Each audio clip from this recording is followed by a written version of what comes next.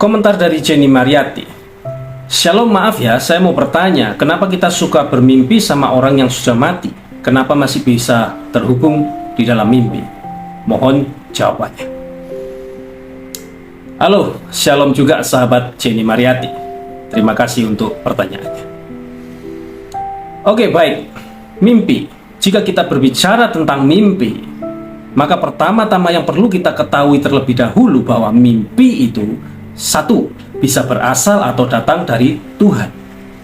Dua, mimpi itu bisa berasal atau datang dari setan. Atau yang ketiga, mimpi yang diakibatkan daripada efek atau gejala psikologis.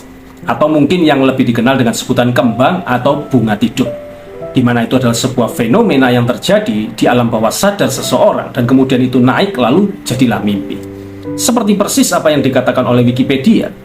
Wikipedia berkata, mimpi adalah pengalaman bawah sadar yang melibatkan penglihatan, pendengaran, pikiran, perasaan, atau indera dalam tidur. Itu kata Wikipedia. Dan mimpi yang seperti ini bukan berasal atau datang dari setan maupun Tuhan. Zaman dulu memang ketika Tuhan itu mau menyatakan kehendaknya, sering dia berbicara atau menggunakan cara-cara yang supranatural, seperti melalui mimpi, malaikat, penglihatan, dan sebagainya. Karena apa? Karena pada saat itu Alkitab memang belum ada atau belum lengkap. Tetapi sekarang setelah Alkitab lengkap, sekalipun dia itu tetap bisa berbicara atau memakai cara-cara supranatural, tetapi jauh lebih jarang. Itu yang pertama. Lalu kemudian bagaimana membedakan mimpi yang datang dari Tuhan dan mimpi yang datang dari setan? Nah, prinsipnya begini.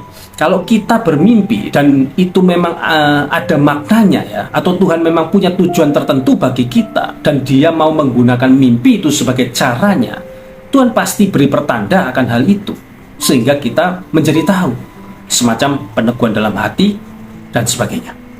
Atau bahasa mudanya, kalau Tuhan itu memang memberi mimpi yang ada artinya, dia pasti kok akan membuat kita itu yakin tentang hal itu dan kita akan menemukan artinya. Dan satu lagi, pada saat kita bermimpi, kalaupun seakan-akan kita itu menganggap mimpi itu cukup serius, maka satu yang tidak boleh kita lupakan. Apa itu? Kita harus back to the Bible. Kita harus kembali ke Alkitab. Apa kata Alkitab? Sebab jika benar mimpi itu datang dari Tuhan, maka mimpi itu tidak boleh bertentangan dengan firman Tuhan atau Alkitab. Nah, satu contoh, saya beri contoh ya. Ketika ada seseorang berkata bahwa dia telah bermimpi dan di dalam mimpinya itu dia melihat setan-setan menyiksa orang berdosa di dalam neraka. Padahal jelas firman Tuhan berkata di dalam kitab Wahyu bahwa iblislah yang disiksa, bukan dia yang menyiksa. Coba perhatikan Wahyu 20 ayat 10, dikatakan di sana, dan iblis yang menyesatkan mereka dilemparkan ke dalam lautan api dan belerang, neraka ya maksudnya, yaitu tempat binatang dan nabi palsu itu, dan mereka disiksa siang malam sampai selama-lamanya. Jelas ya? Mereka disiksa, bukan menyiksa. Lalu kemudian siapa yang menyiksa? Yang menyiksa ya adalah Tuhan Yesus sendiri, bukan iblis. Nah, lihat Matius 8 ayat 29. Dikatakan di sana apa? Dan mereka itu pun berteriak, katanya, apa urusanmu dengan kami, hai anak Allah? Yesus maksudnya ya. Adakah engkau kemari untuk menyiksa kami sebelum waktunya? Oke, seperti itu.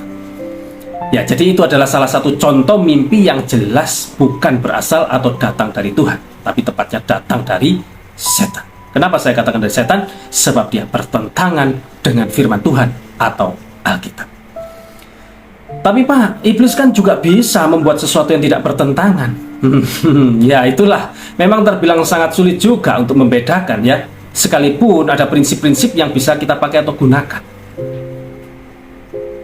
Sebab kalau ada pertentangan dengan Alkitab, maka kita bisa dengan yakin mengatakan kalau itu adalah mimpi yang salah.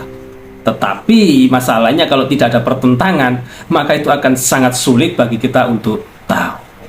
Untuk itu, baiknya tidak usah pedulikan hal-hal seperti itu di zaman sekarang ini. Karena memang hampir semua mimpi sekarang ini tidak ada artinya. Dan kalau saya pribadi, saya lebih memilih untuk mengabaikan hal-hal seperti itu. Karena apa? Karena bisa saja mimpi itu bukan datang dari Tuhan, tapi malah datang dari setan. Untuk apa setan melakukan itu? Ya untuk apa lagi selain bukan untuk mengelabui kita? Ya, kita semua tahu bahwa iblis adalah tukang tipu. Dia dikatakan sebagai pendusta. Dia adalah bapa segala dusta, bukan? Untuk itu, kita harus berhati-hati dari segala tipu muslihat yang dikerjakan oleh iblis melalui mimpi-mimpi yang datang dalam tidur kita.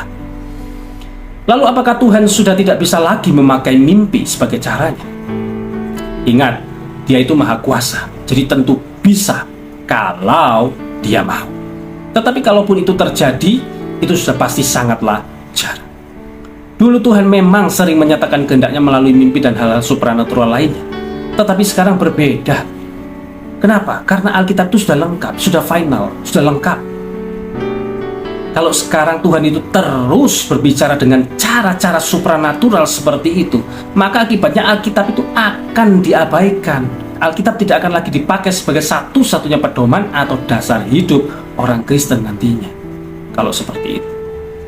Karena itu pada umumnya Tuhan pada zaman sekarang itu berbicara melalui Alkitab. Untuk itu, pelajari saja baik-baik Alkitab untuk tahu apa yang menjadi kehendaknya. Sekarang coba perhatikan kata-kata di dalam Pengkhotbah tentang mimpi. Pengkhotbah berkata di dalam Pengkhotbah 5 ayat yang ketiga A, dikatakan di sana, karena sebagaimana mimpi disebabkan oleh banyaknya kesibukan.